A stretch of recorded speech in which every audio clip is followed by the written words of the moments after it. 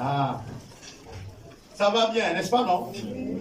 Je voudrais vraiment que ça va bien, hein, parce que les nouvelles du pays ne sont pas très bonnes. Quand je parle du pays, là, je veux parler du monde entier. Le monde ne se porte pas bien. C'est hier, j'étais tenté de changer le thème de la méditation aujourd'hui. Comme je le disais aux membres du conseil tout à l'heure, je disais au papa que j'étais tenté de changer le thème de la méditation. Pourquoi? Parce que j'étais là devant la télé et pendant que je suivais les informations, j'avais l'impression qu'il y a un problème. Nous sommes en train d'assister à une disparition des choses, mais au fait, on ne se rend pas compte. Le monde est très agité. Nous sommes tellement agités qu'à un moment donné, on ne s'assoit pas pour réfléchir un peu. On parle d'un problème où il manque le lait sur le marché, dans certains pays. Il manque de l'huile sur le marché, pour d'autres pays. Il manque du savon sur le marché, pour d'autres pays, n'est-ce pas, non? Il manque du café et du cacao sur le marché, pour les autres. Et il y a d'autres pays qui manquent du riz. J'avais envie de poser la question, mais les choses là sont allées où? La nourriture est allée où? Même c'est vrai, les choses sont maintenant chères parce qu'il y a la crise de la Russie et tout. La farine aussi manque, n'est-ce pas, non? Mais ils sont allés où? Mais nous, les chrétiens, parfois, quand quelque chose est bizarre, nous courons sur nos portables pour publier. C'est-à-dire qu'aujourd'hui, ce que l'homme dit, on le publie plus vite que ce que le Seigneur dit. Je me rappelle quand notre chef d'État tombe malade, j'ai vu plein de publications qui ont montré qu'il y a certains prophètes qui avaient dit que non, il ne devait pas finir le mandat, il doit mourir et tout le reste. J'ai vu ça sur les médias comme tout le monde. Tout récemment, c'est le chemin de fer gabonais qui a eu des problèmes avec le glissement de terre et puis les rails sont allés à l'eau. Là, on a montré, le prophète avait dit, le prophète... Vous n'avez pas de problème. Quand vous lisez la Bible, pourquoi vous ne venez pas dire la Bible avait dit? Pourquoi vous ne soulignez pas ce que la Bible parle depuis? La Bible dit que dans les derniers temps, il y aura quoi? Il y aura la fin, non? Mais pourquoi vous ne publiez pas ça? Pourquoi vous ne reconnaissez pas que Dieu avait dit ça? Pour vous, c'est ce qu'un homme dit qui est plus mieux que ce que Dieu a dit. Comment? Je ne vois pas des chrétiens courir à leur Bible, à leur smartphone, venir dire Dieu avait dit que dans les derniers temps, il y aura des moments difficiles. Non, là, on ne dit rien. Mais si un prophète était venu, il a repris ce que le Seigneur a dit. Et puis il dit, je vous dis, Dieu me montre que le lait va manquer, que l'huile va manquer. On va dire non. Le prophète, il est bon, il dit la vérité. Mais je peux prendre ce que Dieu a dit ici et vous le redire. Quand on parle du prophète, c'est celui qui donne le message de Dieu, non? Mais le message de Dieu, c'est quoi? C'est de dire ce que Dieu a dit. Le message de Dieu, ce n'est pas ton message. Ok. Vous voyez, il y a les CD. À l'époque, les cassettes, pour que tout le monde soit à jour. Aujourd'hui, les cartes mémoire. N'est-ce pas, non? Voilà. Ou les disques durs. Quand quelqu'un a déjà parlé et qu'on a mis ça dans un disque dur ou un CD et qu'on écoute maintenant qui parle, c'est la personne qui a émis le son, non? Mais alors, Dieu a parlé dans sa parole. Tout ce que nous écoutons sur la terre, que ça sort par un lecteur CD, un lecteur DVD, un lecteur quoi, on va dire quoi, carte mémoire, c'est Dieu qui parle. Pourquoi alors l'appareil devient plus sophistiqué que la parole de Dieu elle-même? Le prophète que Dieu utilise devient un sujet d'adoration au lieu que ça soit Dieu. Vous ne voyez pas qu'il y a un problème? Comment nous faisons la révérence?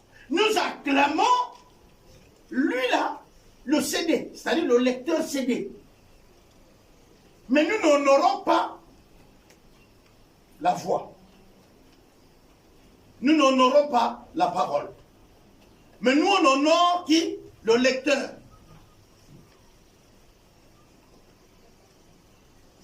Vous-même, vous qui parlez bien français là, vous dites que le prophète est un canal.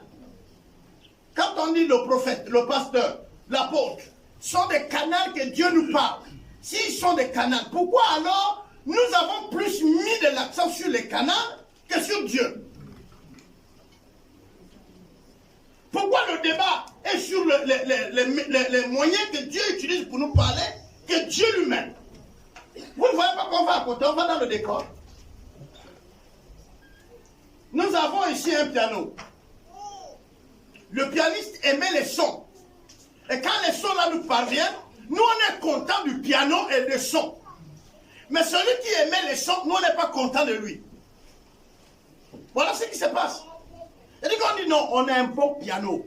Mais est-ce qu'un bon piano, un meilleur piano, peut nous donner les sons sans qu'il y ait un pianiste?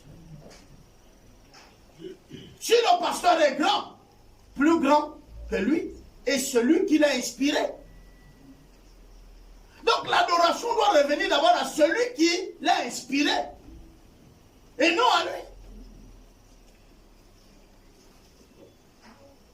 Comment le serviteur est-il honoré plus que le maître? Comment?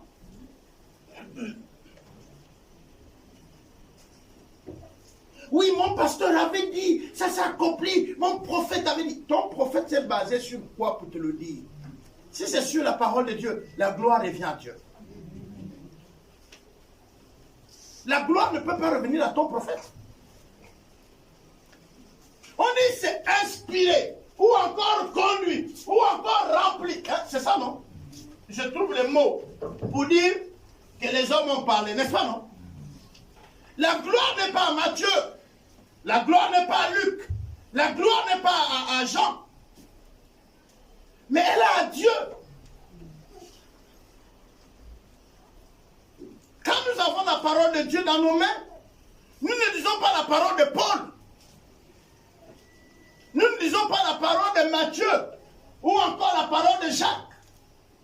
Ce sont des canaux que Dieu a utilisés pour nous parler. La gloire est à Dieu. Quand quelqu'un vous fait du bien, la plupart du temps, quelqu'un t'offre quelque chose, tu dis merci Seigneur, n'est-ce pas, non? Et ensuite, tu lui dis merci, et puis tu dis merci à Dieu. Pourquoi tu ajoutes Dieu? Tu lui invites de faire le bien, non? Pourquoi tu dis Dieu?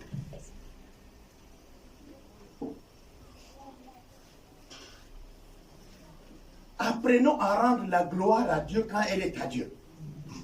Apprenons à dire merci à celui-là parce qu'il a été disposé à écouter la parole de Dieu, à comprendre ce que Dieu lui dit. Parce que même parmi nous, il y a les gens que Dieu dit de faire certaines choses, mais ils ne comprennent pas. Pas qu'il faut exprès. Dieu peut te dire de bénir un frère. Parfois, la pensée peut arriver de bénir un frère ou une soeur, et puis tu dis non, c'est une pensée, j'ai eu juste la pensée.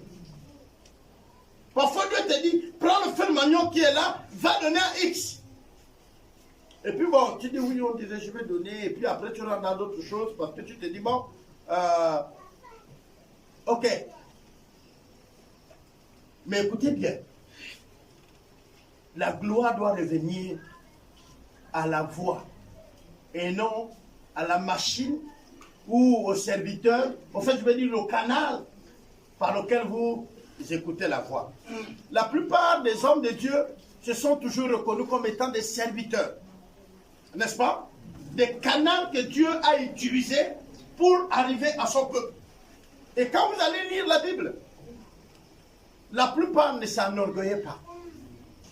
Ils n'avaient même pas fait un culte autour d'eux, comme nous voyons aujourd'hui. Aujourd'hui, on peut le voir. Des cultes autour de ce que nous appelons les grands hommes de Dieu. Eh non, les grands, non? Voilà, les grands hommes de Dieu. Mais je ne sais pas. Cette hiérarchie est établie par qui?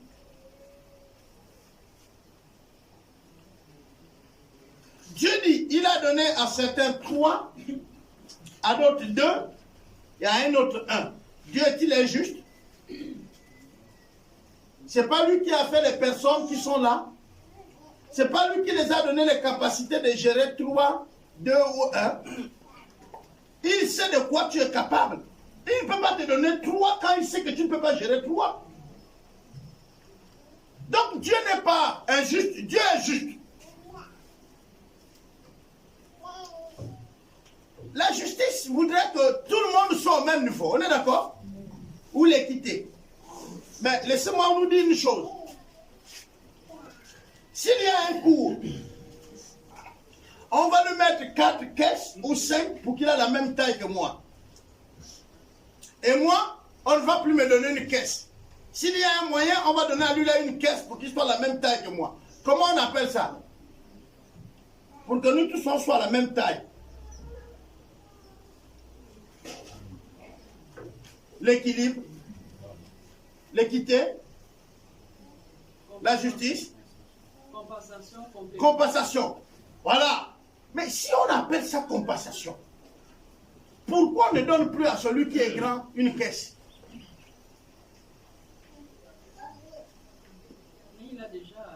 Il a la taille. À ceux qui sont plus courts, on a donné quoi? La taille. Pour qu'ils soient au même niveau que lui. Donc il faut faire très attention. Parfois celui que nous voyons qui a plus et qui a beaucoup n'est pas forcément grand.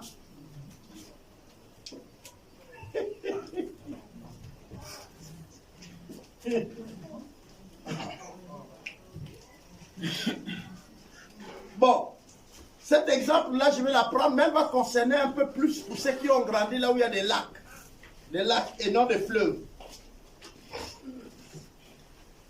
Dans les plateaux, nous avons beaucoup de lacs. Des lacs. Et ces lacs-là, ils sont profonds. Très profonds. Et tout le village vit autour de son lac. Mais très souvent, l'eau du lac n'est pas agitée comme l'eau d'un fleuve. Mais cela ne veut pas dire qu'il n'est pas profond. Or, le fleuve peut avoir son eau qui coule bien, mais il n'est pas profond. Seulement, on peut mourir à cause du courant. On est d'accord? Mais le lac, il ne bouge pas, mais on peut aussi mourir, parce qu'il est profond. Mais il est aussi large, il faut savoir comment le nager.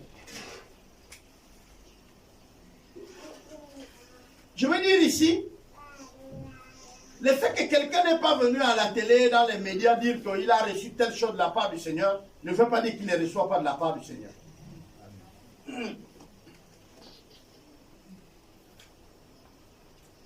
La Bible dit que ce qui est révélé à toi est pour toi. Ce qui est caché est pour Dieu. Mais ce qui est révélé aux hommes est pour les hommes. Si tout de suite Dieu me révèle quelque chose pour ce jeune homme, ça c'est mon affaire avec lui. C'est pourquoi je vais vous dire le truc où tu te lèves ici. Ainsi parle l'Éternel, frère tel. Non, pardon, s'il te plaît. Si Dieu t'a dit quelque chose pour le frère tel, reçois-le, va voir le frère. Parce que c'est pour le frère, non? Va voir le frère. Et dis au frère ce que Dieu t'a dit. Pourquoi tu te lèves dans l'assemblée et tu rends ça public? Est-ce que c'est pour tout le monde? Non. C'est un message qui concerne un frère ou une soeur. Va le voir. Mais très souvent, si nous allons faire un culte quelque part, et que dans la prière, Dieu, un frère, une soeur se lève. Oh, Dieu me parle, frère tel, lève-toi, parce que Dieu. Nous on va dire, wow, mais Dieu parle là-bas, hein? Hein, non? Ok. Mais maintenant, ça là, nous tous nous sommes là calmes. Là, c'est pour l'édification de l'église, pour la vue de l'église, pour toi-même ou pour Dieu. Parce que la Bible dit tout ce qu'on doit faire doit avoir deux objectifs. Glorifier Dieu et édifier les autres. C'est-à-dire ça doit encourager les autres. Ça doit permettre aux autres de booster, d'avancer. Ce que tu viens de faire là. Frère tel, Dieu dit qu'il va te frapper. Parce que, oh frère tel, Dieu dit qu'il va te visiter. Tout le monde soit content, non? Hein? Dieu parle dans notre église, non? Quand vous retournez le dimanche dans la maison, vous avez un sujet. Quand notre église là-bas, Dieu a parlé. On est d'accord, non? Il a dit, frère Kevin, Dieu veut te bénir, il veut t'élever, hein, non? Donc c'est ce que tu as appris aujourd'hui, non? Mais c'est pour toi. Donc tu es arrivé tout un dimanche, il n'y a rien pour toi. C'est pour l'autre que tu as écouté. Si le message est pour tout le monde, tu le libères pour tout le monde. Ce qui concerne l'église. Si c'est pour les leaders, viens voir les leaders. J'ai souvent horreur où Dieu te dit quelque chose me concernant, moi, Albert et Palapaï. Et puis toi, tu vas d'abord voir quelqu'un d'autre. Pour lui dire, Dieu m'a parlé pour Papa Albert, là, tu vois. Non, viens voir Papa Albert. Vous aimez toujours agiter les choses pour que ça devienne public. Pourquoi? Viens voir Papa Albert. Papa Albert, Dieu m'a dit. Est-ce que vous comprenez? C'est différent. Nous sommes en temps de prière. Peut-être un groupe de prière. On prie. Dieu te révèle quelque chose que tu voudrais qu'on soutienne. Là. Tu dis, Dieu me dit qu'on va soutenir le pasteur Serge. Est-ce que vous comprenez? Là, c'est pour nous, le groupe ici. On soutient. C'est différent. Que Dieu m'a dit quelque chose pour Papa Abel. Là, je dis à Papa Abel. Mais Dieu me dit, soutenez Papa Abel. Soutenez-le. Il est dans certaines difficultés. Nous sommes une équipe qui prie ensemble. Là, on élève la voix, on prie pour Papa Abel. Est-ce que vous comprenez? Donc, Dieu a toujours parlé. Et Dieu parle toujours. Dieu a toujours utilisé. Jusqu'à aujourd'hui, Dieu parle. Il fut un temps où Dieu nous a dit, dans les derniers temps, les moments seront comment? Difficiles. Difficile encore, et l'église qui ne comprend pas que les moments sont difficiles.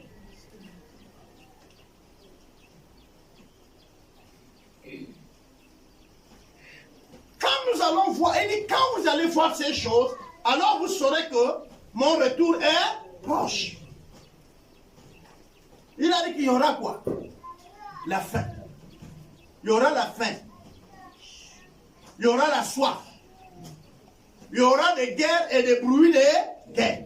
Deux choses, hein. Il y aura des guerres et des bruits de guerre. Ça veut dire qu'il y a ceux-là qui vont avoir une grâce entre parenthèses. Il y a une guerre, tu écoutes le bruit. Mais ceux qui seront dans la guerre. C'est bien. Nous sommes un pays de paix. Gloire à Dieu. Et les autres sont les pays de guerre. Ceux qui font les guerres sont les pays de guerre. Nous, on est un pays de paix.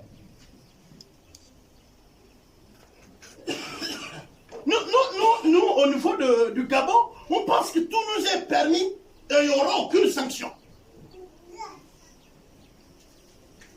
Les crimes rituels ont repris, il n'y aura pas de sanctions. Il n'y a pas le sang des innocents qui est versé. Ça ne crie pas vengeance. Les inégalités ne seront pas punies. Nous sommes un pays béni. Ah non? On ne peut pas, nous sommes un pays béni. Pour les chrétiens du Gabon, il y aura les bruits de guerre. Il n'y aura jamais la guerre. Vous me saisissez là? Voilà comment nous sommes situés. Ce qui fait que nous sommes en paix. On dort sur notre oreiller tranquille. Nous ne voyons pas. Mais la Bible dit, souvent des événements de la Bible nous montrent que c'est quand vous serez en train de marier vos enfants et vous êtes en train de célébrer les noces que soudainement une situation atterrit sur vous. C'est-à-dire quand vous pensez que vous êtes en sécurité, quand vous pensez que vous êtes en paix, c'est là que vous êtes ruinés. C'est la Bible qui nous le dit. Quand le Seigneur reviendra, il n'y aura pas un signe qui va prédestiner ça. C'est-à-dire qui va précéder plutôt pour ça. C'est-à-dire, Dieu a déjà dit que voilà les signes qui montrent que la fin est proche. Mais la journée où il y aura la fin là, il n'y aura pas quelque chose qui va faire que toi tu vas être attiré, ton attention va être attirée où la nuit là. Tu seras en train de voler et puis Christ revient. Bon chrétien que tu as, mais ce jour-là tu as décidé de voler et puis le Christ vient. Ce jour-là, tu passes derrière deux murs pour dire, je vais pécher une fois, après je vais confesser. Et puis c'est l'enlèvement.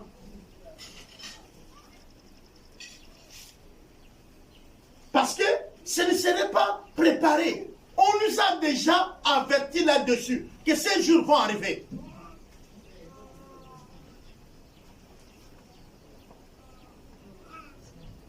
Si tout de suite là, où nous sommes là, une bombe tombe en France, puis qu'on court de partout, qui a fait les provisions? Qui a fait des provisions? Vous avez des enfants, non? Vous courez de quel côté et vos enfants vont manger quoi? vous courez d'où?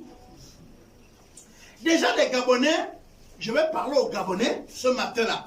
Vous êtes tellement montés, orgueilleux. Vous ne vous entendez avec aucun autre pays frontalier avec vous. Tout le monde sont rien, il n'y a que vous. Vous allez courir vers où? Quelle est la frontière qui vous attendra pas avec les bateaux?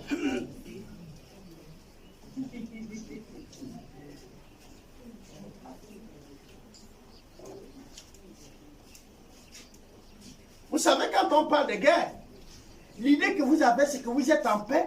Vous n'aurez pas la guerre entre vous au Gabon. Écoutez, l'Ukraine n'a rien fait, la Russie a décidé de leur faire la guerre. Ils étaient assis dans leur pays.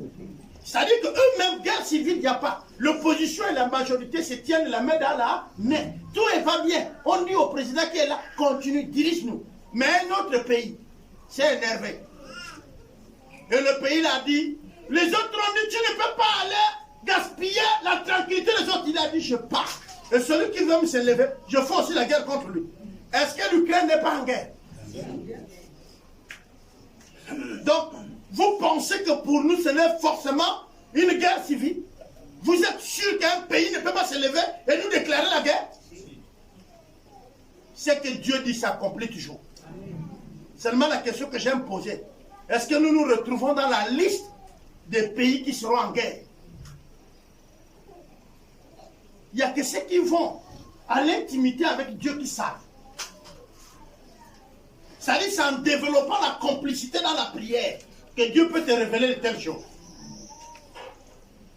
Mais nous, on a assez de gibier pour manger. On a assez de la nourriture. On ne manque de rien.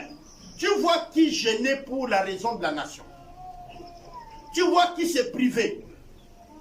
Nous, on appelle à la prière à la nation qu'après les élections. Jamais avant.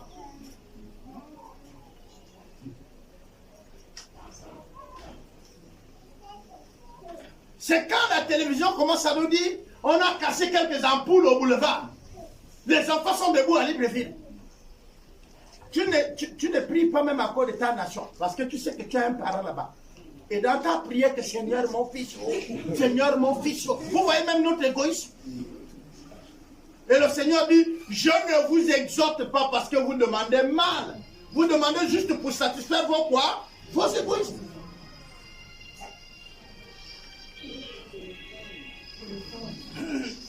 S'il vous plaît.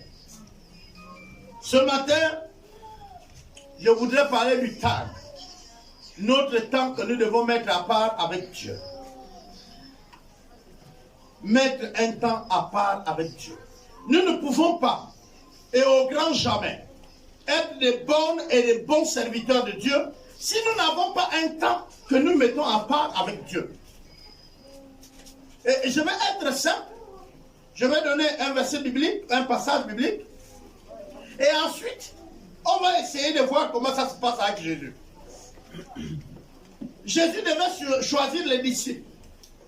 Avant de choisir les disciples, il s'est retiré. Il a passé un temps dans la prière et ensuite il a choisi les disciples. Mais mon passage biblique, je vais le prendre dans Matthieu.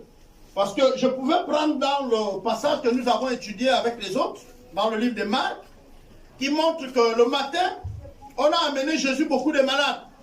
Il était dans la maison de Pierre. Il a prié pour sa belle-mère, la belle-mère de Pierre. La belle-mère de Pierre était guérie. Elle s'est mise à les servir. Je vous ai donné le livre, c'est Marc. Maintenant, vous allez lire dans Marc. Alors, la belle-mère de Pierre étant guérie, le matin, ils ont amené également beaucoup de malades, les paralysés et tout. Jésus a prié pour eux, ils étaient guéris. Mais très tôt le matin, Jésus s'est retiré. Et il est parti pour prier. Très tôt. Nous avons discuté de ces sujets avec les membres du conseil, parce que nous avons eu un enseignement là-dessus.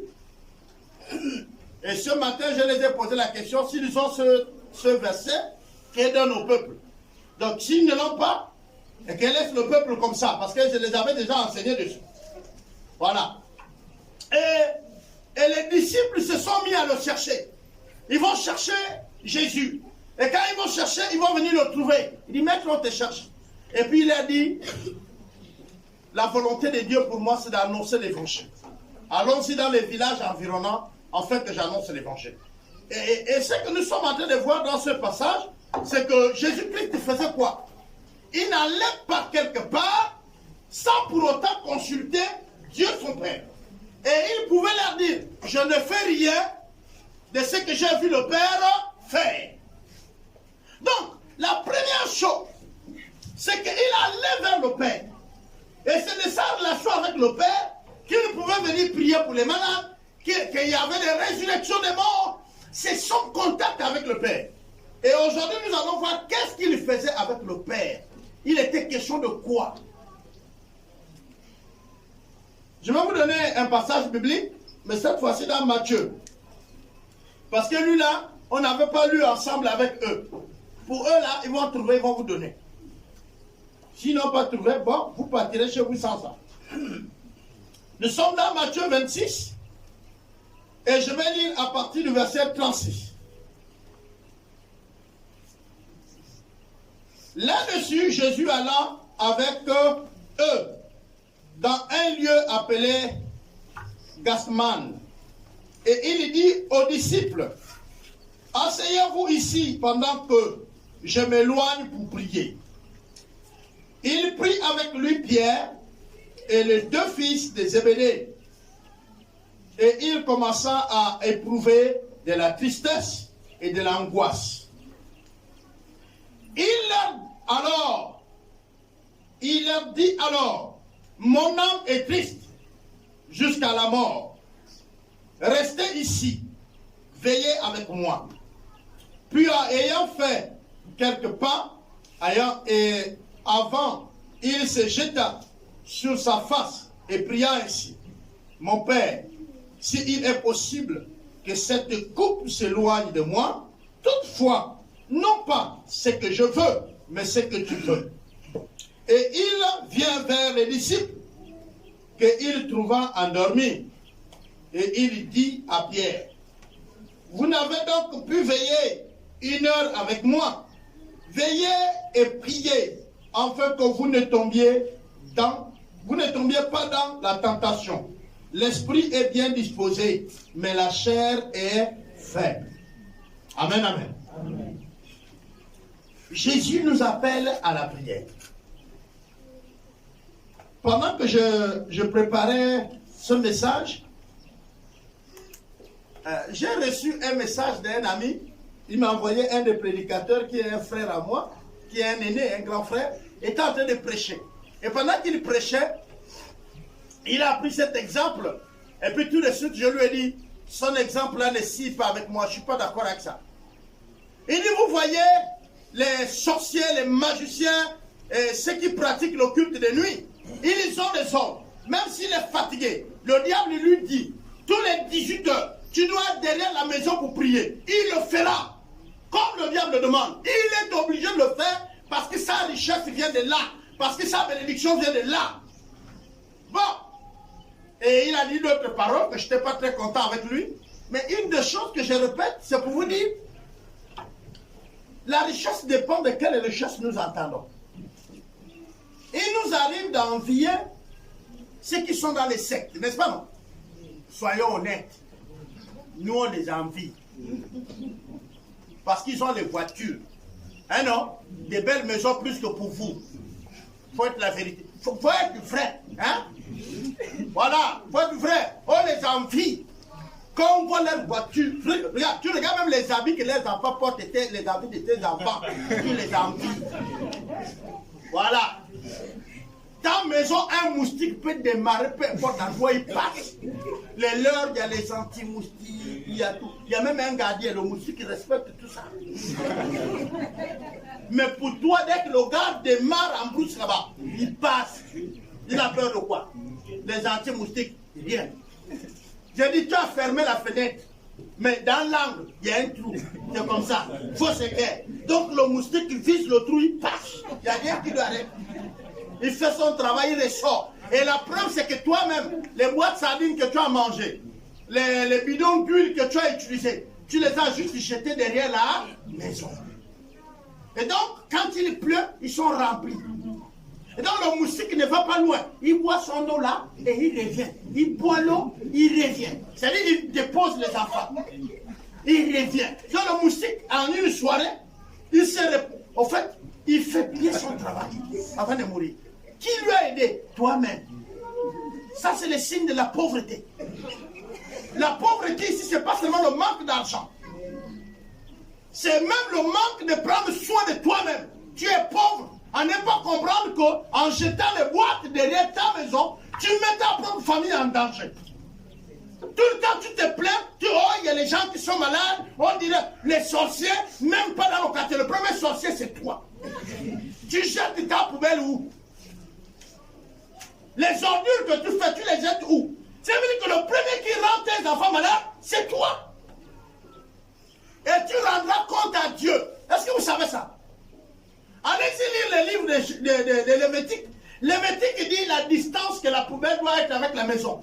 Le toilette, il dit comment ça doit être, la distance de la maison. La fosse septique, la profondeur, le Lévitique le dit.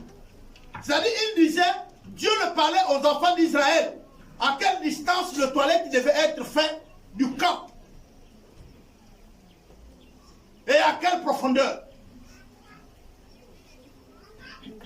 Ah non? Et vous pensez que donc Dieu ne prend pas ça? Vous allez rendre compte à Dieu. Dieu dit, hein, ne savez-vous pas que votre corps est le temple du Saint-Esprit? Et que celui qui va le détruire, Dieu le détruira. Vous ne savez pas ça? Alors, comment vous mangez? Comment vous buvez? Tu as mangé, tu es déjà rassasié, mais tu manges toujours. Donc Dieu est content de toi. Et il y a des repas qui sont des poisons. Tu les manges. Parce que tu sais que ton corps refuse ça. Tu es même allergique. D'abord, est-ce qu'il y a les allergies chez nous? On ne sait pas. Quand même le corps présente l'allergie, tu accuses quelqu'un d'autre. On dirait que le repas était mal préparé. Ils ont dû ajouter quelque chose dedans. Mais non, ton corps refuse le repas là. Laisse ça. Attendez, c'est naturel que nous tous sommes des attaquants. Il y a déjà des attaquants, non? Mais est-ce que vous savez que quelqu'un peut être allergique aux attaquants? Par exemple, tu manges, mais tu ressens qu'il y a beaucoup de boutons sur ton corps. Tu ne comprends pas. Tu dis ça, c'est quel savon? Quel savon?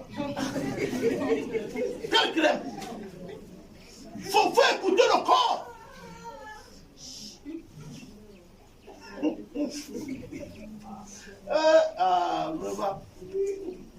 Pourquoi on fait comme ça? Parce que nous, on regarde toujours que nos problèmes sont à l'origine par les autres. On ne voit pas que nous-mêmes, on peut être le problème. Nous-mêmes, nous sommes pour la plupart du temps, sur 100%, 90% de nos problèmes, c'est nous-mêmes. Dans ta cuisine, ça fait combien de temps tu n'as pas lavé les assiettes? Ta douche, même toi-même, tu as peur de passer là-bas parce que les habits que tu as trempés depuis. Est-ce que vous comprenez ça? Et quand tu tombes malade, tu dis, oh, bon là on a parlé des habits, des assiettes. Mais le verre qu'il y a entre les carreaux, sur le côté. Vous savez qu'est-ce qui produit la couleur vert là? Mais c'est des microbes. Et tu peux mourir de ça. Il faut enlever ça. Va maintenant après le culte enlever.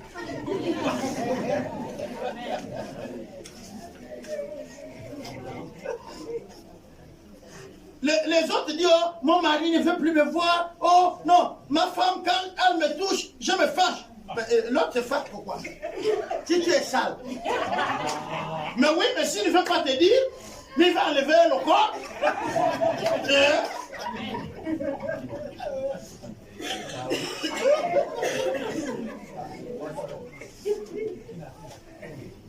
Et on fait comme ça parfois, on a tout un robinet d'eau à la maison. Tu vas frapper de 7 heures. Et parfois même le soir, tu dis tu as froid. Donc là, tu as envie de démarrer la journée de demain. C'est là où la femme ou le mari te dit, En fait, j'avais un programme de prière, mais je ne t'avais pas dit, pardonne-moi. Et je vais dormir au salon parce que j'étais ça. Ta femme ou ton mari vient de fuir. S'il travaille à l'hôpital, même s'il n'a pas la garde, il dit non, il y a la garde. Il va dormir là-bas. Si c'est un militaire, pareil. Pourquoi? Ça ne va pas. Il propose même aux autres. Tu as des gardes aujourd'hui, je peux faire ta garde. Vous voyez, on peut prendre ça comme rien, mais je vous dis, ça se passe. Ton mari, il mange bien au restaurant, mais chez toi, il ne mange pas bien. Tu peux tout dire, mais tu prépares comment?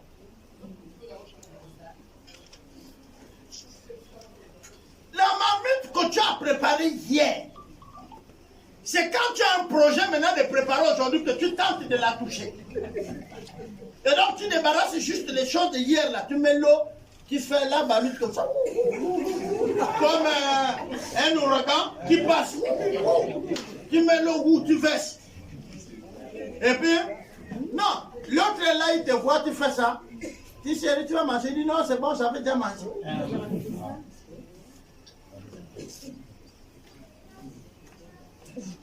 Ah oui. Si tu as trouvé même père, même mère que toi, vous allez rouler ensemble. Mais si tu trouves un qui pense que quand même il y a des dangers, de temps en temps, tu vas remarquer qu'il recule. Il y a des moments où il fait le signe de quoi, il dit Seigneur, garde-moi. C'est quand même l'habitude de ma femme. Il mange un peu pour éviter les problèmes. C'est juste pour nous dire, s'il vous plaît, nous devons prendre soin de notre corps et de notre maison. Pourquoi? Parce que notre maison est aussi la demeure de Dieu. Est-ce que vous comprenez? Mais Dieu aussi il reste dans un endroit propre. Et notre corps est le temple du Saint-Esprit. Le Saint-Esprit, s'il est en vous, il habite dans votre maison. On est d'accord? Alors, donc tu commences à prendre soin de toi-même. Et ensuite tu prends soin de là où tu dors. Et j'ai l'habitude de dire aux gens, s'il y a un grand luxe dans une maison, ça doit être votre chambre à coucher. Votre salon ne doit pas dépasser votre chambre à coucher. Votre chambre à coucher, c'est la partie que vous allez dépenser plus d'argent pour ça. C'est-à-dire le matelas doit être... Mets l'argent là-bas pour que tu dors bien. Parce que c'est quand tu dors bien qu'il y a plus d'argent. Même vivre longtemps là, il faut bien dormir. Oh, j'ai fait un cauchemar. Mais tu dors comment? Tu dors mal, tu vas rêver qu'on te pousse.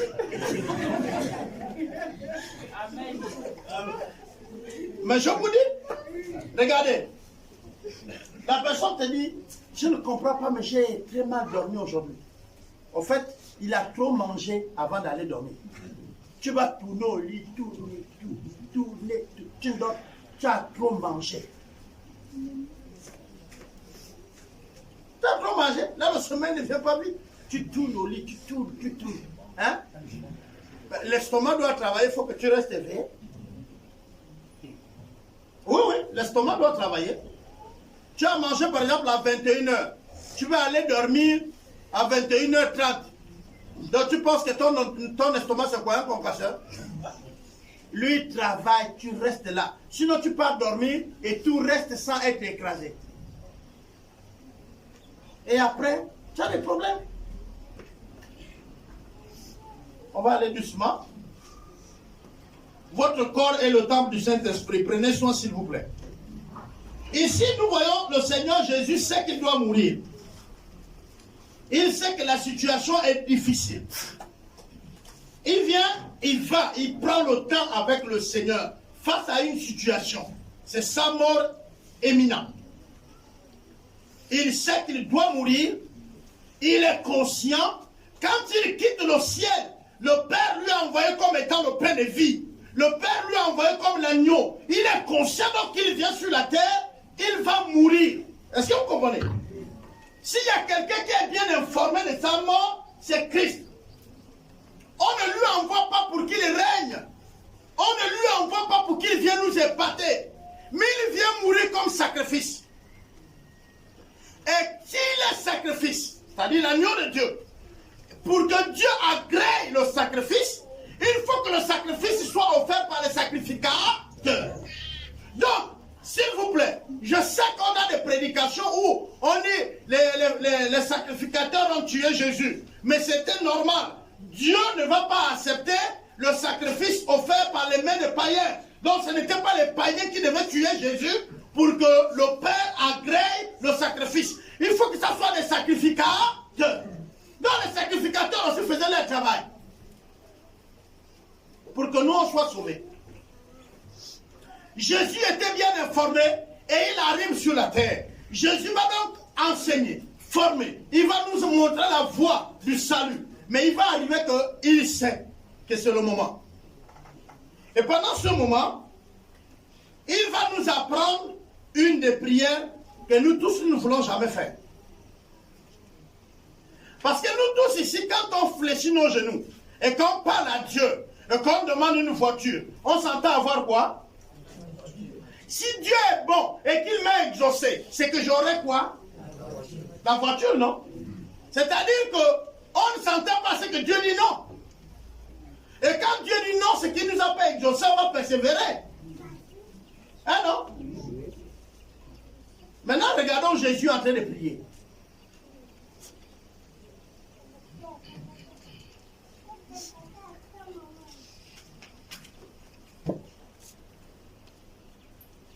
Le verset 39 dit ceci.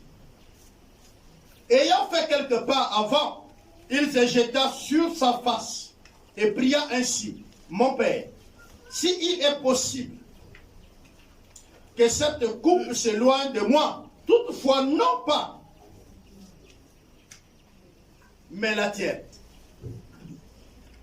Ça c'est une prière. Hein? Jésus sait qu'il doit mourir. Mais il s'approche, il dit, est-ce que Seigneur, tu ne peux pas permettre que je ne meure pas?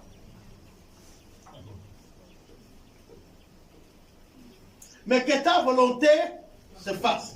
Est-ce que Jésus connaissait la volonté du Père? Hein? La volonté du Père, c'était quoi? Qu'il meure, non? Mais quand il vient encore prier, il dit, si c'est possible, éloigne cette coupe. Il veut faire quoi?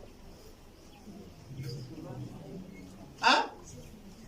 Qu'est-ce que Jésus veut faire? Il prend deux de ses disciples et s'éloigne. Et puis il dit, Père, si c'était possible, éloigne cette coupe.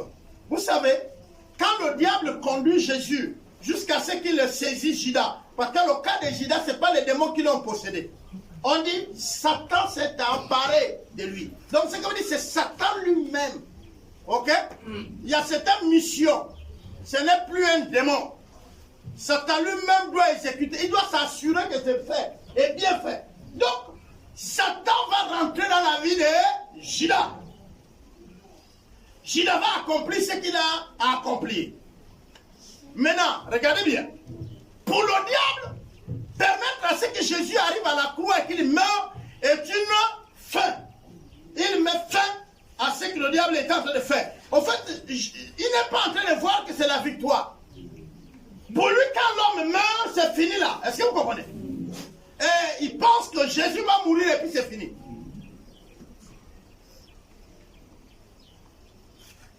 Il possède Judas. Judas accomplit ce qu'il devait faire. Et puis Jésus a amené à la croix. Et quand Jésus a amené à la croix, s'il y avait quelqu'un qui avait connaissance que Jésus c'est Dieu, c'est bien le diable. Donc quand il amène à la croix, il est crucifié par qui? Les humains.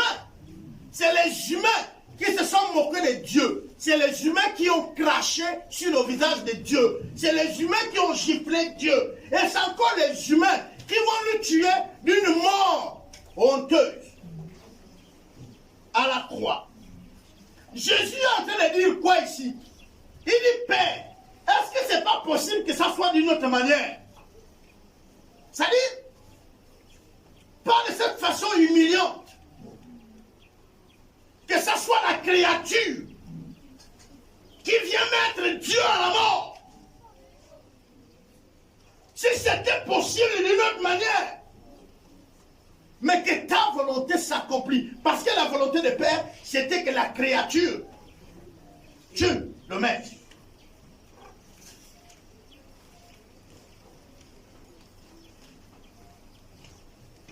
Mais l'idée ici, c'est quoi? L'idée que je voudrais qu'on comprenne ici, c'est la prière. La prière. Jésus va s'éloigner et la Bible dit front contre terre face à la situation qui est en train de se présenter. Pas après la situation. Pas pendant la situation. Mais avant la situation. On nous montre que nous devons prier. Il y a le temps pour prier. On ne doit pas prier maintenant et après. On doit commencer d'abord avant. Pour chercher quelle est la volonté de Dieu dans la situation qui est en train d'avancer. Je sais qu'on prie pour tout. Mais la première chose que vous devez comprendre. Par exemple, on va prendre les salariés. C'est quand vous allez en banque ou touchez votre salaire et que vous vous rendez compte qu'il y a des problèmes ou que le salaire est coupé, c'est là que vous priez, n'est-ce pas, non? Vous vous rendez compte que ce n'est pas ce que je gagne qu'on m'a donné. C'est là que tu te plains, n'est-ce pas, non? Mais pourquoi vous n'avez pas prié avant votre salaire? Pourquoi la semaine qui précède la fin du mois, vous ne la mettez pas à part? Vous ne prenez pas le temps pour prier pour votre salaire. Vous êtes au lieu du travail dans la journée et il y a des événements qui arrivent. Là, vous voulez intercéder pour contrecarrer, pour bloquer, pour repousser. Pourquoi vous n'avez pas prié avant d'aller à votre lieu de travail? Est-ce que vous comprenez ce que je suis en train de vous dire? C'est-à-dire, avant l'action, vous devez normalement intercéder. Dieu nous encourage ici de prier avant l'événement. Il y a la journée qui se pointe. Dans cette journée, je sais que je vais sortir. Je serai dehors. Je suis donc exposé à tout dehors. Qu'est-ce que je dois faire? Je dois commencer à présenter cette journée. Sinon, que je ne parte pas dans la journée sans l'avoir présenté. C'est ce que je voudrais qu'on apprend par ce verset.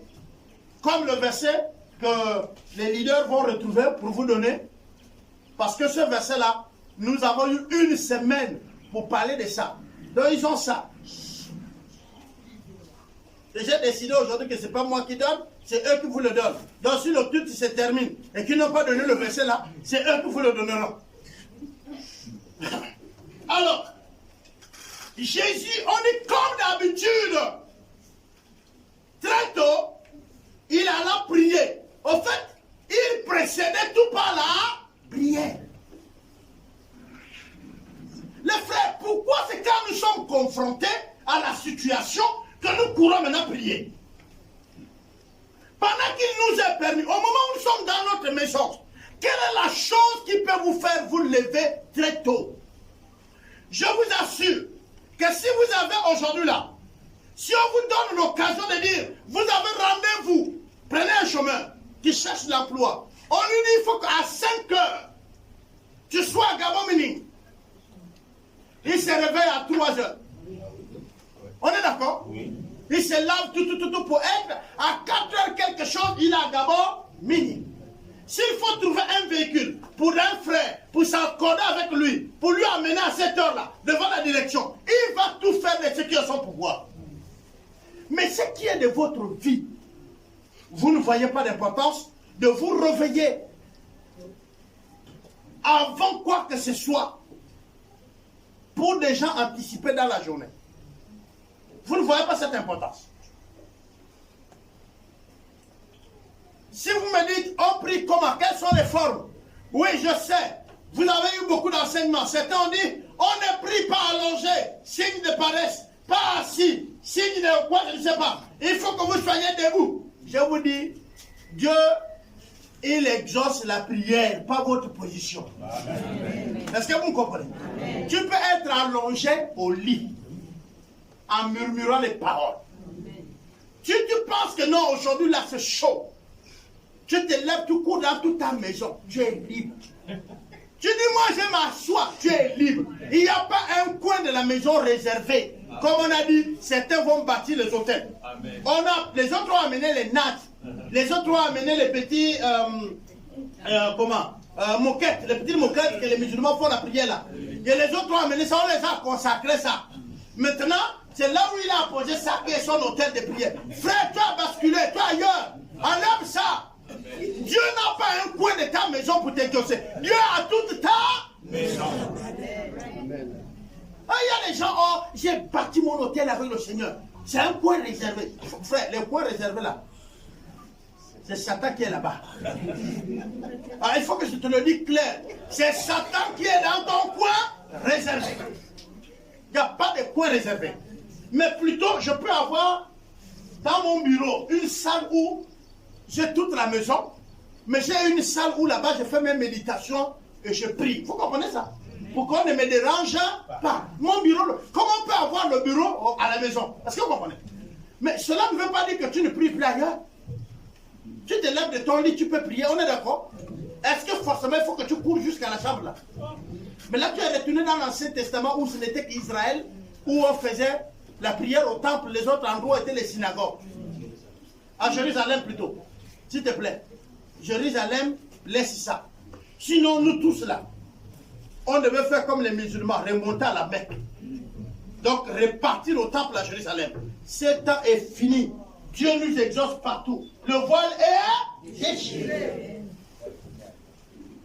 Et qui a le droit d'avancer auprès de Dieu? Mais tout le monde.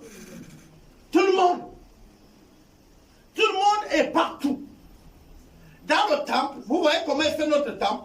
Le voile là, ça allait être jusqu'en bas. Nous tous là, on n'a pas le droit de rester ici. On reste là-bas. Maintenant, le rideau, le voile que vous entendez, c'est un rideau. Le rideau là barré, le lieu saint avec le lieu très saint. Est-ce que vous comprenez? Maintenant, le lieu très saint là, les sacrificateurs rentraient là-bas une fois par an. Et ce n'étaient pas tous les sacrificateurs. Celui qui était désigné par l'ordre des sacrificateurs. C'est-à-dire les sacrificateurs se retrouvaient, et quand c'était le tour de un, elle lui dit c'est toi. Et quand il doit traverser pour aller dans le lieu très saint, pour adorer Dieu, on lui attachait une corde au pied. Pourquoi? Parce que s'il n'était pas digne, ou aurait ici, s'il n'était pas digne, Dieu le frappait là-bas. Si on voyait que non, depuis là il ne vient pas, les autres tirent la corde. Plus personne n'avait le droit de passer de l'autre côté. Donc si on tire, donc tu es mort par exemple derrière un poteau, on tire rien, on tire rien. Qui va traverser? Mais qui va traverser? C'est une fois par an. Qui va traverser? Tu restes là-bas. C'est pourquoi on a attaché la corde pour tirer, pour que le sacrificateur qui est tombé là-bas, il sort. Et on va vous parler de l'affaire de Zacharie, le père de Jean-Baptiste. Lui, quand il allait, il a reçu une vision. Et il a duré là-bas. Et on dit les autres sacrificateurs commençaient à s'inquiéter. Oh, c'est parce que l'ange était venu s'entretenir avec lui. Et quand il est sorti là-bas, comme il avait douté, il avait perdu l'usage de sa parole. Alors du coup, il ne pouvait pas leur dire ce qui s'est passé. Zacharie, tu as eu quoi? Il est parti à la maison. Hein? Mais c'est ça, c'était maintenant les signes. Et c'est le jour qu'on met au monde son enfant. Et là, la famille se retrouve. Oh, tu vois, c'est le premier fils qu'il a. Il va apporter son nom. Il va être appelé Zacharie. Et tout. Et puis il dit non, c'est Jean. Ah, il a parlé. Non, vous comprenez ça? Parce que Dieu avait dit jusqu'à l'accomplissement du miracle. C'est là que tu trouveras l'usage. Alors Dieu va faire une chose. Le jour où Jésus est à la croix et qu'il dit tout est accompli, la Bible dit quoi? La Bible dit que le voile s'est déchiré. Quand le voile s'est déchiré, afin de nous tous les sacrificateurs.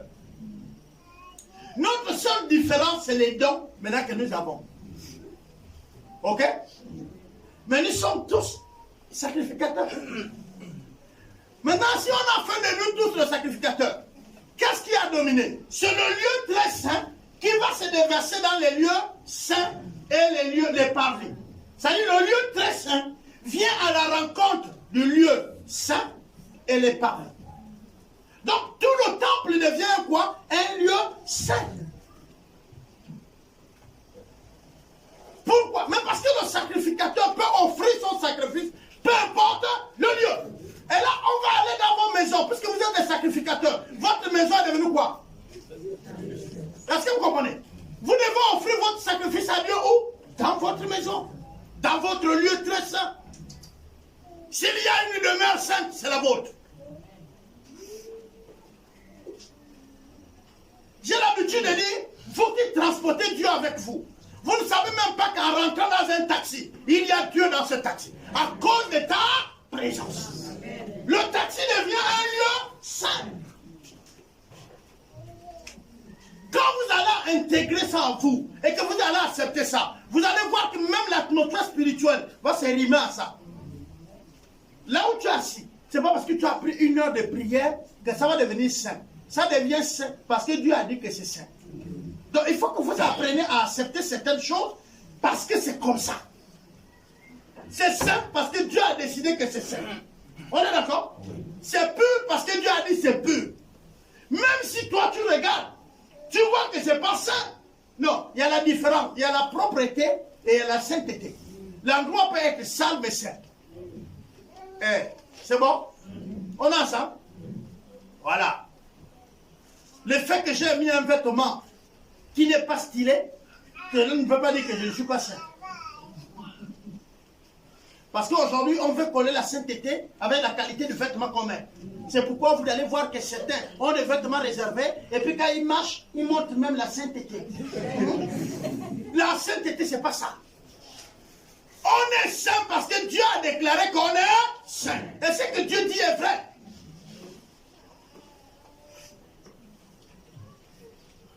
Parce que si c'est nous-mêmes, qui est saint alors?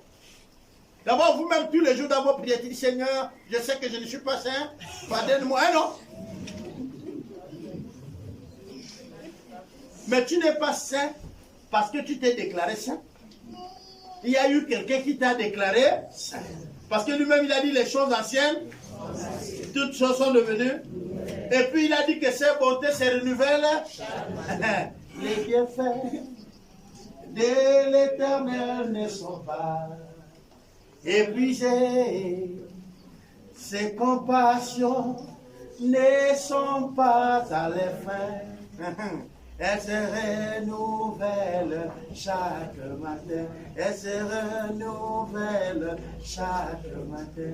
Et au fait, chaque être humain, chaque matin, est un nouveau être. Amen. Amen, amen. Amen. Les frères, chaque jour, la Bible dit que chaque jour est une grâce. Quand vous voyez demain, bénissez le Seigneur. Et le Seigneur est clair, il a dit, demain ne vous appartient pas. C'est aujourd'hui où tu es là qui est maintenant pour toi. Amen. Hein? Ça veut dire quoi? Le mien que tu vois là, demain, c'est pas le même, frère. Je peux voler aujourd'hui, tricher aujourd'hui. Tu me revois demain. Tu connais ce qui s'est passé la nuit?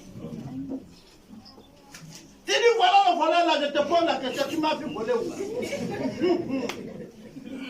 Oui. Parfois on est là. Je disais à Mwanda que regardez la façon que nous on qualifie les autres. Ça fait longtemps qu'on s'est vu avec un frère. Et puis, un jour le frère a affecté dans notre église ou dans notre zone. On dit, c'est le frère qui avait forniqué avec lui. Non, le diable nous appelle par le péché. Mais Dieu nous appelle par notre nom. Amen. Dieu ne nous appelle pas par le péché. Si tu vois un frère qui désigne un autre par le péché, dis-lui, frère, répands-toi. C'est le diable qui nous appelle par péché. C'est le diable qui n'a pas, on l'appelle l'accusateur de nos âmes. Lui, il veut toujours te tirer vers le bas. Il veut t'humilier. Mais Dieu, il ne nous humilie pas. Amen, amen. Amen. Alors, une des choses, qu'est-ce que nous devons faire? Pourquoi nous lever tôt pour prier? Et là, on peut dire, c'est quoi la prière? Et je vais être simple. La prière, c'est parler avec Dieu. Il faut que tu saches que quand moi je suis là, vous avez dit, il faut prendre une position, il y a une position. Est-ce qu'il faut forcément fermer les yeux? Non, bien aimé. Même avec tes yeux ouverts. On ferme les yeux, c'est pour que rien ne nous distrait. On est d'accord? Mais si je n'arrive pas à être distrait malgré ce que tu fais avec mes yeux ouverts, c'est que je peux prier. On est d'accord? Voilà. Et d'abord, je vous conseille de ne pas trop fermer vos yeux. Vous ne savez pas ce qui se passe. Ça dépend du lieu. Hein. Je suis dans ma chambre, je ferme les yeux, ça va. Mais je vais vous dire une chose. Dans ma début de la vie chrétienne, j'avais toujours cette impression que quelqu'un peut me gifler. Est-ce que vous n'avez pas vu ça? Il arrive le moment où tu es là en train de prier, tu dis, mais, hein, tu vois, non? Donc, fermez les yeux quand vous pouvez. Sinon, si vous ne fermez pas, ce n'est pas un problème. On dit prier, c'est parler avec Dieu. J'ai dit bien parler avec Dieu. C'est-à-dire, tu parles et Dieu aussi te fait quoi? Donc, ça veut dire quoi? Quand on parle avec Dieu, il faut aussi un temps qu'on écoute Dieu. Ou alors, on commence à laisser Dieu parler, ensuite on répond à Dieu. Ça veut dire quoi alors? Prier commence soit par une méditation. Quand vous voulez écouter Dieu, vous lisez la Bible. Oh, c'est bon? On lit la Bible. Le matin, tu lis le verset biblique ou les versets bibliques. C'est ça, prier. C'est dedans, dans la prière. Prier, c'est parler avec Dieu. Mais c'est aussi écouter Dieu. On écoute Dieu par la méditation. Donc, prier, je viens, je parle avec Dieu. Mais dans parler, nous allons écouter. C'est quoi les parties de parler? Un, il y a l'action de grâce. Dans parler avec Dieu, il y a l'action de grâce. On le bénit. Est-ce que vous comprenez? L'action de grâce, comme on nous l'a enseigné, ce n'est pas forcément quelque chose que tu viens remettre à Dieu, mais sur la reconnaissance de ce que Dieu fait pour toi. Ça peut être en nature, comme ça peut être sur parole. Avec l'élan de ton cœur. Il faut que ton cœur dise. C'est pourquoi j'ai l'habitude de vous dire, parler commence par la réflexion. Prier, ça commence par la réflexion. Quand tu t'assois là, ne ouvre pas la bouche pour aller n'importe comment. Tu t'assois, tu te ressaisis, tu viens de te réveiller. Donc tout de suite, ce qui te vient, c'est dire, Seigneur, merci. Je me suis levé. Je ne sais pas là où j'étais, mais je suis revenu. On est d'accord? Et tu le bénis. Tu peux te référer à la journée de passé hier. Tu lui dis, oui, la journée hier, ça a été. J'ai vu ceci, j'ai vu cela. Sois béni. Est-ce que vous comprenez? Ensuite, tu lui présentes la journée qui est devant toi. Jusque-là encore, c'est toi qui parles. Seulement quand tu parles, j'ai dit, tu peux dire merci à Dieu. Donc, dans le parler, il y a l'action de grâce. Signe de reconnaissance. On est d'accord? Dans le parler, il y a la demande. Je demande certaines choses à Dieu. Il faut que ça soit précis. Il y a cela, il faut à la fois l'action de grâce et il faut aussi la demande, tout dans le même moment. Non! L'action de grâce ou la demande après l'autre. Je ne sais pas si je me fais comprendre. Donc il y a l'action de grâce. Il y a la demande. La demande, on va souscrire ça en deux. Il y a la demande pour toi-même. Tu pries en faveur de toi-même. Il y a la demande qu'on appelle intercession. Tu vas le faire pour autrui. Donc tu fais la demande pour le frère ou pour la sœur. Pour le nom de l'autre. C'est toujours une demande. Donc là, c'est toujours prier. Mais cette fois-ci, ce n'est pas pour toi que tu pries. Tu vas avoir le nom de frère. Tu vas avoir le nom de sœur. Tu peux demander une grâce. Tu es au courant que le frère a une difficulté telle. C'est là que tu vas intercéder. C'est là que tu fais la demande à l'endroit de Dieu pour le frère. On est ensemble là?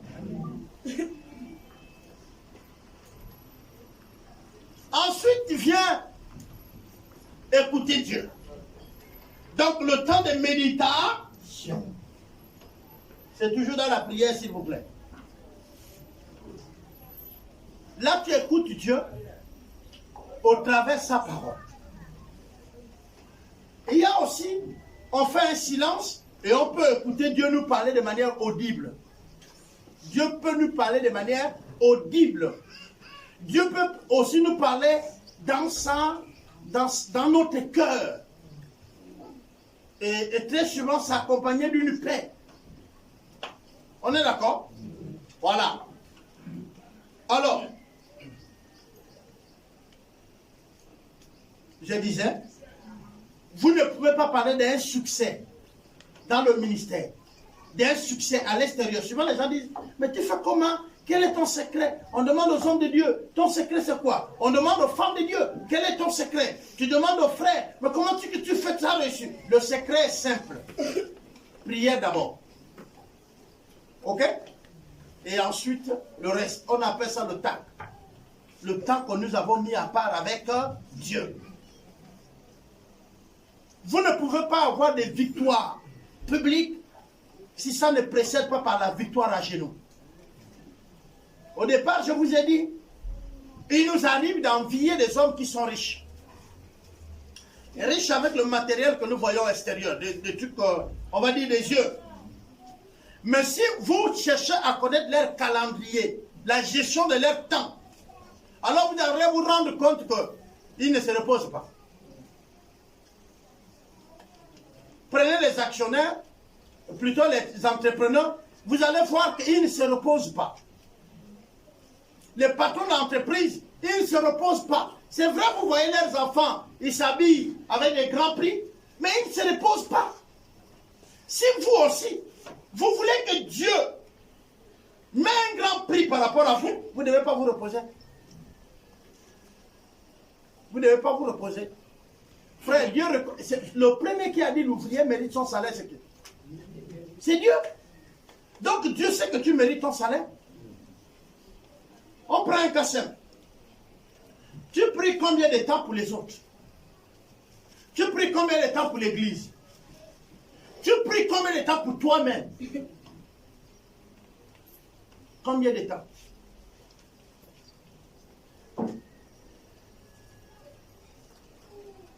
Tu payes quel prix? Pourquoi? Où? Quand vous allez continuer à lire le passage que je vous ai donné, on va vous dire que Jésus, quand il a continué à prier, sa sueur était devenue quoi? Est-ce que vous comprenez? Regardez, il revient voir les disciples, il dit, ah, même 1 heure, vous n'avez pas pu tenir avec moi. Quelqu'un vous dit, mon heure est arrivée, je vais mourir. Mais il dit 1 heure, vous n'avez pas pu tenir. Pourquoi? Ben parce que quand nous tous, on va suivant la prière, on bénit le Seigneur, on dit quelque chose et puis on est bloqué, on n'a plus rien. Hein, non? Et on va rester là encore pour faire quoi? On dit Alléluia Seigneur, sois béni, sois béni. Hein, non? Si vous voulez dire beaucoup de choses, là vous allez dire tu es Adonai, tu es El Shaddai, le Dieu de Moïse. Attends, toi tu parles si loin de Moïse, tu ne connais pas quelqu'un qui est proche là, et c'est son Dieu. Un jour, une de mes filles, donc une de maman a dit, le Dieu des Palapaïs, les gens ont dit, hé, quel est Palapaïs? Mais elle se réfère à son papa. Ça peut vous paraître bizarre, parce que la plupart du temps, vous invoquez le Dieu de ceux-là qui sont morts. C'est plus paisible pour vous que d'invoquer le Dieu que tu sais que tel c'est. Est-ce que vous me comprenez? Je veux dire par exemple, oh le Dieu de papa, Serge, le Dieu de papa vous m'essayez, exauce-moi. Je dis non, sinon les autres vont dire que je supporte papa Serge, vous m'essayez. Hein? Donc je suis obligé d'aller. Le Dieu d'Abraham, nous tous on ne connaît pas Abraham. On vit la bénédiction d'Abraham, mais qui connaît Abraham? Qui sait s'il était chauve, court ou long? On ne connaît pas Abraham. On a seulement entendu parler d'Abraham. On croit qu'il a existé et que c'est le père de la foi. Mais qui a vu Abraham? Ce serait facile de citer le Dieu du pasteur X, que tu sais, il est au Congo, il est quelque part, oui, mais pas devant toi.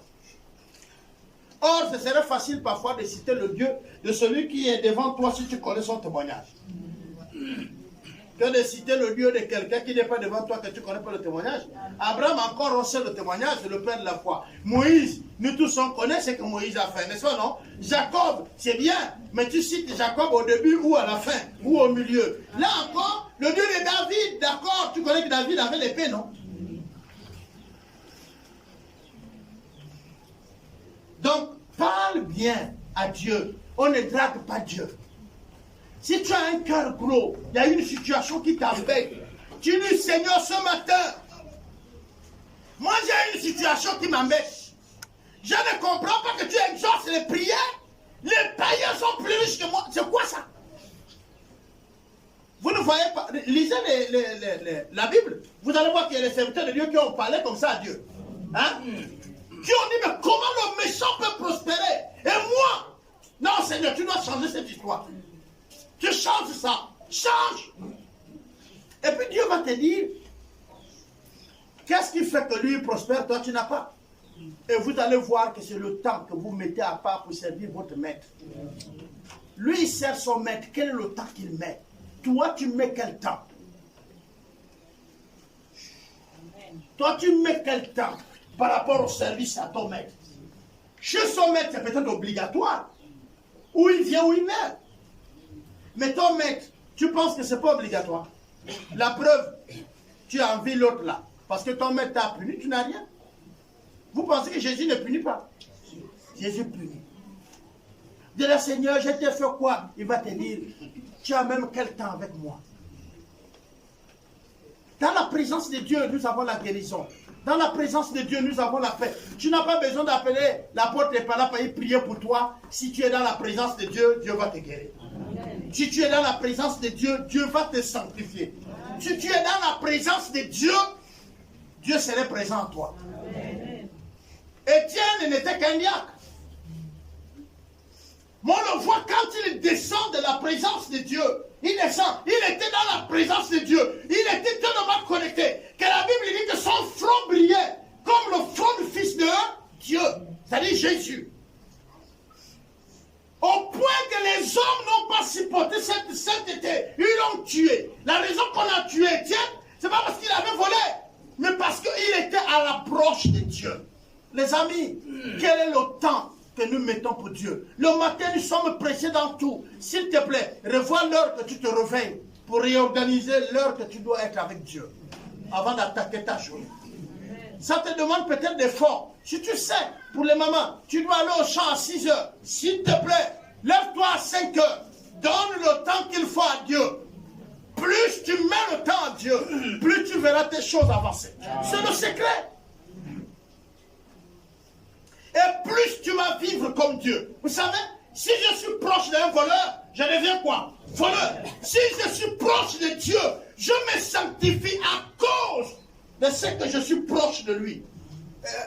Pardonnez-moi, j'ai envie d'utiliser des très belles mots, les beaux mots en français, mais je vais être simple aussi. Plus je suis proche de Dieu, plus je ressemble à Dieu.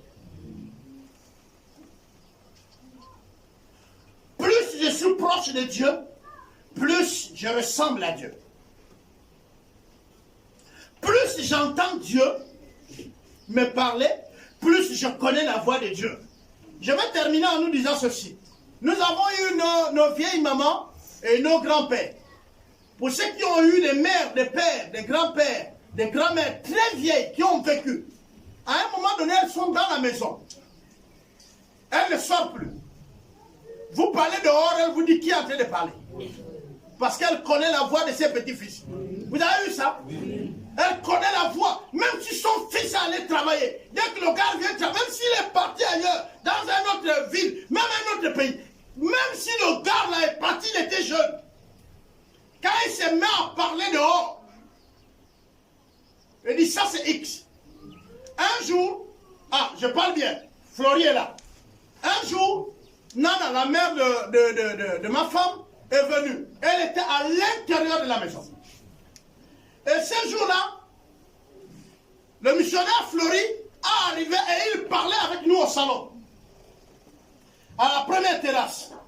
Nana pose la question à maman Alice. Il dit, qui parle comme mon père? Parce que ça, c'est la voix de mon père. Au fait, le père de Flori. Il dit, celui-là, il est de ma famille. Par la voix, je parle, Flori est là. Et quand Flori est rentré, et que Flori s'est présenté comme étant le fils de celui que Nana disait, c'est ma femme et moi, on s'est regardé, on a dit, les vieilles là, ils ont quand même quelque chose. Mais ils savent. Chez moi au plateau, les gens marchent sur le sable, à part les chaussures. Mais il y a des vieilles mamans et des vieux papas qui reconnaissent le pied. X est passé par là. Quand il regarde la plante du pied, il dit X est passé. Il est allé au champ où il est revenu. Ce qui faisait que quand il y avait un voleur dans son champ, la vieille contournait juste son champ, regardait l'empreinte et pouvait reconnaître qui avait volé. Les choses que la plupart d'entre nous, les jeunes, avons déjà perdues. La capacité de reconnaître la voix. C'est pourquoi nous n'entendons plus Dieu nous parler, parce qu'on ne fait plus cet exercice. Vous connaissez cet exercice-là, c'est quoi? On appelle ça la solitude. Avoir toujours le temps seul avec Dieu. Je ne vous dis pas, oui, vous pouvez être mariés, c'est bien. On dit quand deux sont unis, Dieu exauce, c'est bon. Mais il est aussi bon d'avoir votre temps avec Dieu. Amen. Il y a le temps avec ta femme, il y a le temps avec ton mari, mais il y a le temps où c'est toi. Il y a le temps où c'est toi. Souvent, pour la plupart des chrétiens, l'esprit descend quand ils vont à la douche. Je sais que vous me comprenez. Vous sentez même le nouveau cantique. Vous ne savez même pas là où l'onction est venu. Vous dansez même seul. Hein non? Vous reconnaissez là? Là, vous n'associez même plus votre mari, ni votre femme, ni qui que ce soit. Vous sentez même les cantiques qu'après vous ne savez plus. Il dit, chantez à l'Éternel un nouveau. Et là, vous criez. Et tu m'as béni. Par tu m'as béni là, tu vas trouver même les pas. Ici, tu n'es pas chanté. Mais le jour là, tu es chanté. Ça, c'est parce que l'Esprit vient de te visiter. Est-ce que vous me comprenez? Et parfois, tu chantes, mais tu pries. Et tes paroles coulent.